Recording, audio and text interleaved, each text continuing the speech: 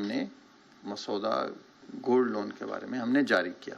मेरे ख्याल से आज ही हम जो है उसका फाइनल जो रेगुलेशन है, फाइनल डायरेक्शन है, आज नहीं तो एट द मोस्ट मंडे सोमवार तक हम उसको जारी कर देंगे। एलटीवी केवल जो कंजम्पशन लोन्स हैं उसमें ही, कंजम्पशन लोन्स में ही एलटीवी का सिद्धांत लागू रहेगा। बाकी में आप क्रेडिट अप्रेजल करेंगे, उस 75% को हम छोटे लोन्स के लिए 85% तक करने का हमारा प्रस्ताव है। 85% छोटे लोन्स के लिए।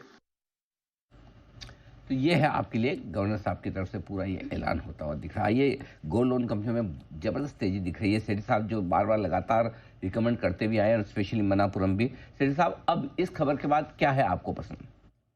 बिल्कुल अनिल जी, डेफिनेटली एक बहुत ही पॉजिटिव न्यूज है। और पिछले 2-3 दिनों से लग भी रहा था कि गोल्ड कंपनीज के लिए या हाउसिंग रियल एस्टेट कंपनीज के लिए कुछ आरबीआई पॉलिसी में अलग से होना चाहिए।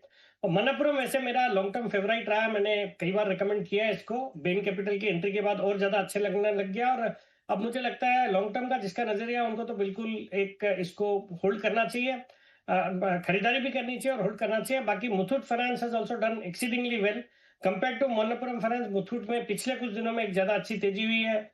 फिर आईआईएफएल फाइनेंस भी बहुत अच्छा लगता है। ये स्टॉक भी अभी हाल ही में मैंने जो मॉर्निंग शो होता है जिसमें एफ&ओ स्टॉक्स की बात करता हूँ उसमें रिकमेंड किया हुआ है। 430 के आसपास के लेवल्स थे और वहां से आज 451 हो गया।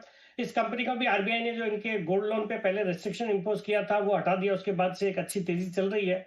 मुझे लगता है वैल्यूएशन के लिहाज से ये भी अट्रैक्टिव है। बट अगर मुझे एक स्टॉक चूज करना पड़े तो अभी भी लॉन्ग टर्म के लिहाज से मणप्पुरम फाइनेंस के साथ जाना चाहूंगा। राइट, तो गोल्ड लोन स्पेस में है भरपूर एक्शन और मणप्पुरम फाइनेंस लंबी अवधि के लिहाज से पसंद आ रहा है सिटी साहब को।